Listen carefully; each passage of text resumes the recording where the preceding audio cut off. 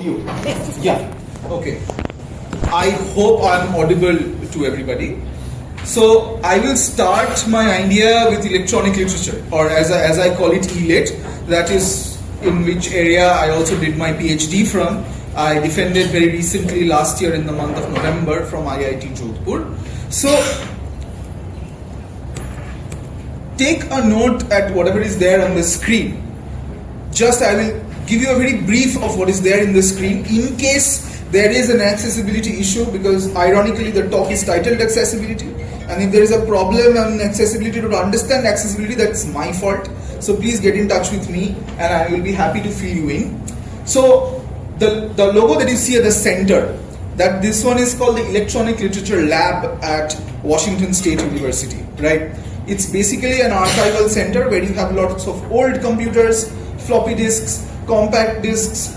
These methods of information transfer are obsolete now. People have things like, I sent my slides to my friend over here and she set it up on her laptop. I don't even have my laptop. Okay, so methods of information transfer has gone through a robust shift in the last few years, last decades, or however you want to call it. Now, what this lab does is to have this kind of an archival understanding to how information and creativity happens or happened using the personal computer for a few years. Okay, just to give you a bit of a grounding, I will not go more into everything because I will throw bits and bobs of information at you, and whatever you take, whatever you carry forward, whatever piques your interest, that is my gain from this conversation. It is not to get you in depth inside one particular topic. That is not what I am here to do today. Now, that body, the Electronic Literature Lab at Washington State, they were at one point of time doing some conservation work for works, creative works. You read creative works on paper, you have heard people perform creative works in terms of oral culture, you have seen theater, and so on and so forth. Similarly, this is the expression of creativity using the online platform, a very particular platform known as Flash. Now, I don't know how many of you have grown up playing games via the Flash platform. Many of us have, knockoff versions of Kaun Banega Crorepati and so on and so forth, right? Some of you relate, some of you don't, that's fine. Now, Flash went obsolete a few years ago, right? So many people created a lot of cool stuff using Flash. Now, all of that stuff is going dead. How do we preserve that? So they were trying to do some of that stuff. And in order to do some of that stuff, they were using something called Conifer. Now, what is Conifer? Conifer is basically a platform that simulates an existence of one device. Let me paint you a picture. You have probably seen memes about old Nokia phones, about how if they fall on the ground breaks, but the phone doesn't. Right? Have you ever used the Nokia phone? Yes. Some of you have. But can you use it right now? Can you play Space Impact or Snake on it right now? You maybe cannot, but you know what it looks like, right? Now, if I am to tell you that you can play Snake on that Nokia phone, on your laptop, where your laptop screen will emulate the old Nokia phone, and there is a Nokia phone somewhere where that information is being taken and it's being fed to your laptop. That is called simulating a platform in another device. So that is what Conifer was doing. It was simulating an old piece of narrative from an old device into a modern device. The server was hosted at Washington State, right? And then I was there in my place, which is far from here. It's a place called Uttarpada where I stay. I don't know how many of you are aware of that place. I was there in my living room in Uttarpada trying to access this entire circuit. And what I saw was this huge delay of 10 seconds. You make a click, you wait for something to happen, it takes 10 seconds to load, right? Now, many of you here are doing Ishamda's course, and I am pretty sure you are right now well versed with the concepts around the ableism, accessibility, and various other forms of politics. But when we talk about digital humanities, when we talk about the digital, the questions of accessibility is twofold. It is not just the ableist perspective of hindering access. it is also this. It is also the huge amount of information lag.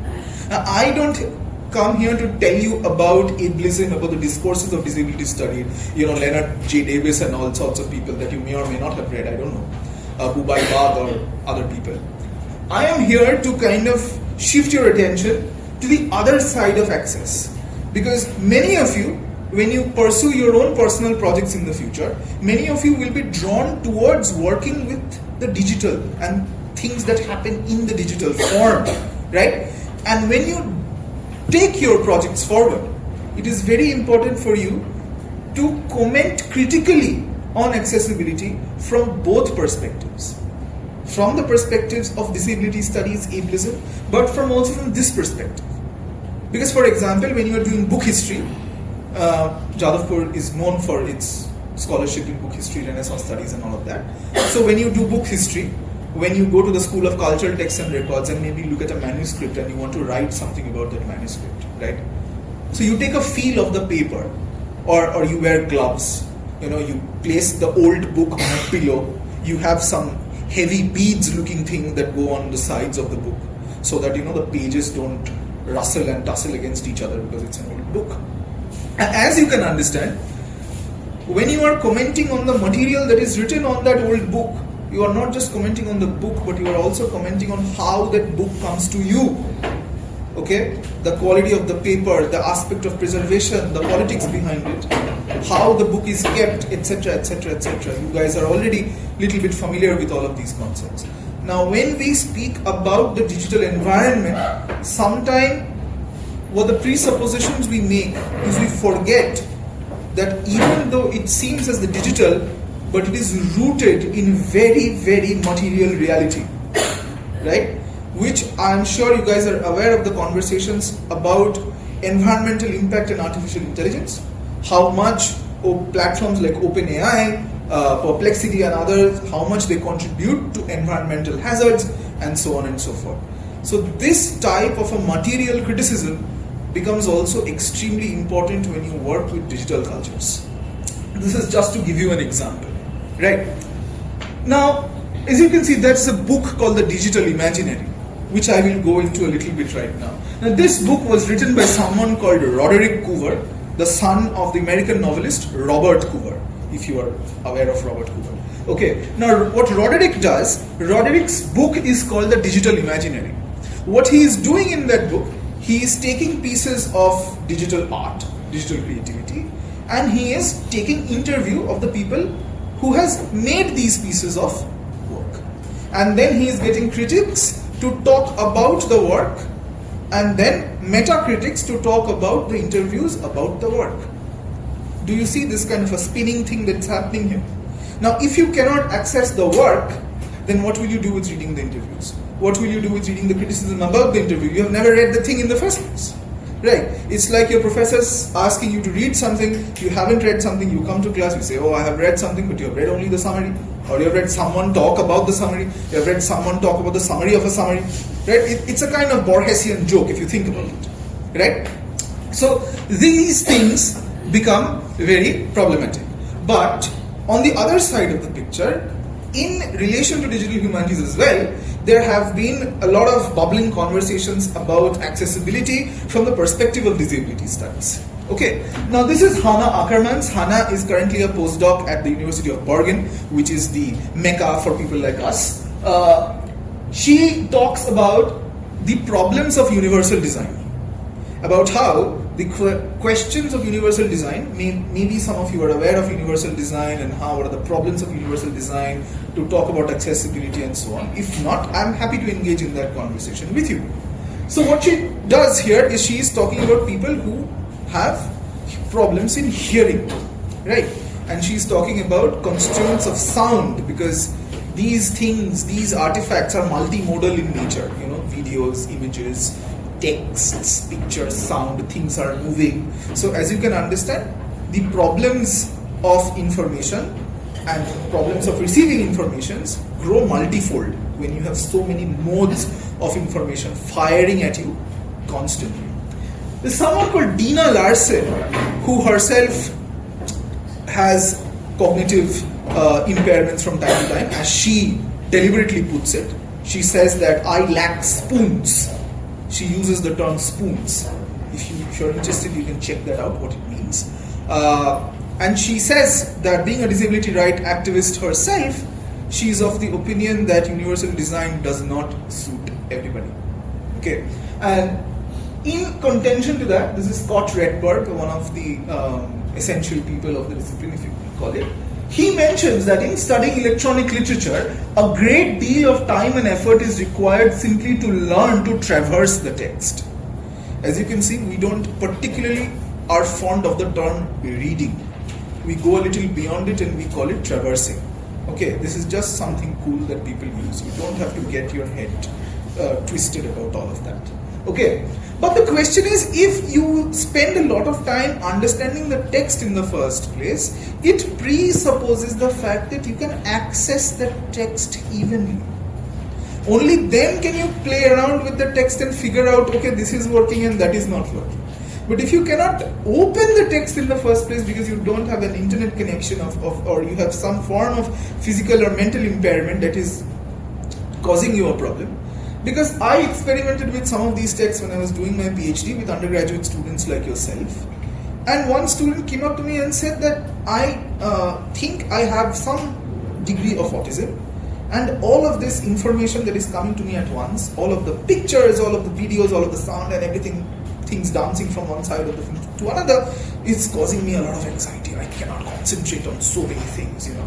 Think about your dubious shopping websites and how many ads you see, you know. So that kind of an overwhelming thing, and this is the narrative. I need to read the narrative in between all of this jumping that is happening on the screen. So quite naturally, these things can get overwhelming, right? Now, when we talk about getting to the text, this is an example that I used. This text is featured in the book, The Digital Imaginary, as I showed you. Now, this is called Letter to an Unknown Soldier. This is a project that was done by Kate Pullinger and Neil Bartlett, and this was commissioned in the 100th anniversary of the First World War, the Sarajevo assassinations, the 100th anniversary of the First World War. The then Prime Minister of the United Kingdom participated in this project, and this is an electronic literature project, mind you. What does this project do? This project asks citizens of a particular nation state to imagine that there is a veteran that they want to write a letter to. Hey, Grandpa, how are you doing? Etc. etc. Thank you for your service. You know how it goes, right? And this project is a collection of those letters which are digitized. Simple. Just like during COVID, you guys were scanning notes using cam scanner. I don't want to trigger stupid memories, but here we are. Okay, I am here to do that. This is just that. Digitized PDFs in a shiny, cool website, UK government funding and this and that. And this becomes electronic literature. But I have heard people say this multiple times, that if you just digitize something, it cannot be electronic literature. You know, you have to know HTML coding, you have to know Python and all of that and all of that. Then the question becomes, then what becomes an electronic literature project then? Once again, you see the barrier to entry is controlled by a certain degree of cultural capital. Because the people who want to explore things on their own by, let's say, creating some funny PDFs, okay, I saw a manifesto of internet use from Kashmir, which was of 250 KB in size. Okay, now as you can understand, it is a problematic region in the sense that there is no symmetric internet access across spaces in Kashmir. There are things like blackouts and so on and so forth, right? You guys know this, I'm sure, and there are pamphlets and there are conversations between people. So my question is, if a PDF emerges from that position, why can I not call it electronic literature? What's the problem? Because people are using that as a method to battle the restrictions that they have. Okay, these conversations is exactly why people from the global south, people from the majority worlds, and especially people of color need to engage in conversations like this, which, as you can understand, are dominated by white people, right? And it more often than not, please let me know if you are aware of this word. If you are not, I'm happy to boil it down for you. it becomes techno-positivist in nature. Anyone who wants me to boil down that word, techno-positivism? Yeah. So, techno, very clear, technology-based. Positivism, which basically means thinking that something is available to everyone, and that kind of a knowledge is the only form of knowledge that can only do good. Think about how AI CEOs talk about AI, that you can, do you know how much carbon it takes to raise a child? So why can't you raise an AI model? I know, crazy, right? So that is the kind of an argument that people make. This is what we call as a techno-positivist attitude. Okay. So once again, going from here, Mark in the same book, going by the line of thought that we are exploring currently, please tell me if I'm overshooting time. Okay. It seems as soon as the creating technology becomes normalized, the work is no longer elite. Okay. As soon as something does not remain cool anymore, it loses that kind of a cachet value, if you know what I mean. You guys are probably too young to understand the business of publications. Okay, some of your senior friends might engage in. Some people at one point of time used to publish in journals called UGC Care. Okay, but now UGC Care is careless. It's dead. Right, now we have another form of indexing. It's called the Scopus indexing. Now, the company that takes over, looks after Scopus and everything, these are American companies. They have a lot of money from wealth and oil, and all of this colonial discourse of power comes into the picture. Okay, so these metrics of what counts as legitimate, as you can see, it keeps on changing. If you guys are all students of literature, if I'm not wrong, anyone here who's not a literature student who comes from different disciplines? Most of you are literature students, I gather. So if you read the history of English literature, I know it's boring, I'm with you on this, thank you. Okay, if you read the history of English literature, you will see, no matter how boring some texts might be, that the idea of literature has been constantly changing. What we understand as literature, what we understand as literary. Okay, people like Toni Morrison and other people of color, when they started writing in English, there was a lot of criticism about, you don't know the language, what grammar are you using, what is this? When you write the name of the philosopher Bell Hooks, you use a small b, right? That is a very dedicated method done to resist the norms of the alphabet, which is a colonial construct, the roots of the alphabet, right? So, similarly, electronic literature, also a very, very emergent construct. 90% of the people that I talk to about electronic literature replies with one word, what? How is this even literature? And fine, I'm happy to answer that question day and night, no problem, that's my literal job. Okay, so the same problems are there here as well. Now this is what I call where the text becomes a vortex, and I call it vortext, V-O-R-T-E-X-T, where meaning making, when you make meaning from a text, it gets lost in a whirlwind of access. Okay, as you can see, the elite artifact is here. Think about the book, then you have interviews, then you have commentaries on the interviews, then you have meta-commentaries, but you can't read the original text. Okay, it's like asking the question that who has written Paradise Lost, and someone says Professor Arunodaya Bhattacharya. This is slightly wrong. I mean, Professor Arunodaya Bhattacharya and John Milton both are erudite scholars, but they come from different time zones, please understand. And you should not mistake one for the other. So if you cannot mistake this idea of access, if you cannot read the text, if you cannot access the text, then how can you read so many things about it? Okay, and this question of access also perhaps would apply to you in the question of language.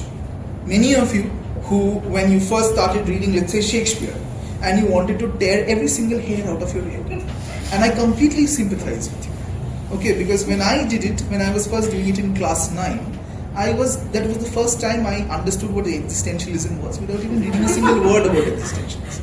right? So these questions of access not only apply at the level of technology, but they also apply at the level of ability, the level of language, the level of cultural capital, and so on and so forth.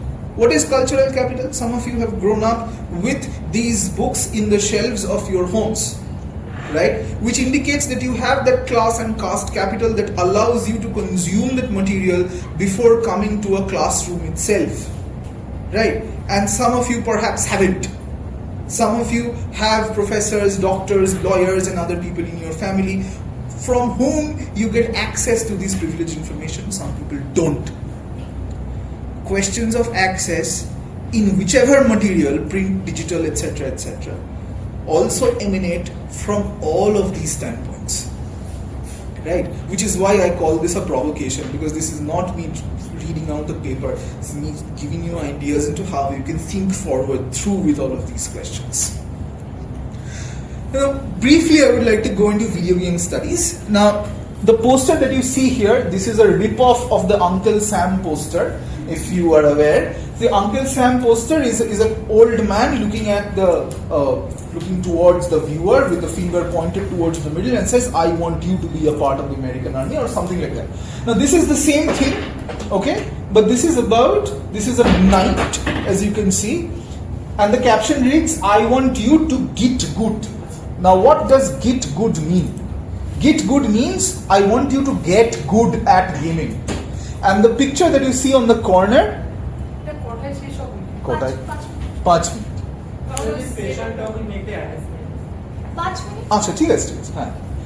Now the poster that you see on the corner over here is a game called Elden Ring. Now Elden Ring is one of the most notoriously difficult games to play because it requires a lot of hand-eye coordination to beat the people that you are fighting in the game. Now, a lot of disability rights activists have said that the game should have an easy mode for people to enjoy the game without getting caught up in the questions of how difficult that game is. But there are also people who say, why can't you just get good at what you are doing? But that is not the debate what we must be engaging in. And this is a paper, it's called the Git Good Fallacy, Challenge and Difficulty in Elden Ring. I will not go into that, I will leave you to explore these things. The reason I am introducing you to these ideas is because it's the responsibility of you humanists to critically understand these concepts and these phenomena, right? Because these are emergent forms of the narrative, which may or may not come to you in the classroom, but they are ever more present than they ever were. People read books, yes, they have always been reading books, but they also play games. They also read stories of websites. Okay, they also watch movies and they also consume stories, not just from the paper, from a lot of other different media. There are these initiative games for blind gamers. You can check this one out. And this is a screenshot from a YouTube video where one person discovers alternate methods of playing video games after losing one arm. So these are the conversations that are happening around accessibility for you guys to explore later. In terms of digital humanities, the questions become a little meta. The questions of access become a little meta. That who is a digital humanist? Who works in digital humanities? For example, in Jadavpur itself, you have the School of Cultural Texts and Records, which can arguably be said to one of the first centers to engage in DH scholarship in India. And it has a project called the Vichitra project. Right. Now, when you go to SCTR, their idea of DH is very heavily connected to the idea of archiving. But if you go to IIT Jodhpur, you will see that the DH students are also doing courses from marketing from the MBA department. They are doing courses on coding from the CSE department. So when you enter these disciplines, you have to be very conscious about the politics that you bring into the picture, which also circles back to the conversations about material, about questioning your own privilege, about politicizing the notion of access in particular. This is one project that you can see. This is the 19th Century Disability Cultures and Contexts project. It was also featured as a part of Reviews and Digital Humanities Journal, which is one of the most important journals in our field. Now, this particular project talks about various artifacts that were made to enable disabled people in the 19th century. Please go and explore. a lot of work in digital humanities, electronic digital video game studies, all of these emergent forms, they depend a lot on these bodies. When she was very kindly reading out my bio note, you had a lot of alphabet soup. You know, ACH, ADHO, IITF, ARDIN. These are all acronyms of communities. Okay, communities which facilitate and by definition unconsciously gatekeep methods of scholarship. So when you engage in these disciplines, it's also very crucial for you to be aware of the conversations that are happening with respect to some of the bodies like these, right? So in India also, there is something called Electronic Literature India, there is something called DIGRA India. Electronic Literature India is about electronic literature, DIGRA India is about video game studies, Dharti is about digital humanities, and as you can understand, they operate in conversation with one another. And if you want to be a part of any of these bodies, I'm happy to facilitate. So this is where I end. I know you guys have a lot to do and a lot to be. These are thank you Ishanda in absentia. Thanks my friend. Thank you all of you guys. And this is where I end. You're welcome to get in touch and whatever. Thank you. If you have any questions, we have to leave the room. Maybe we can take it.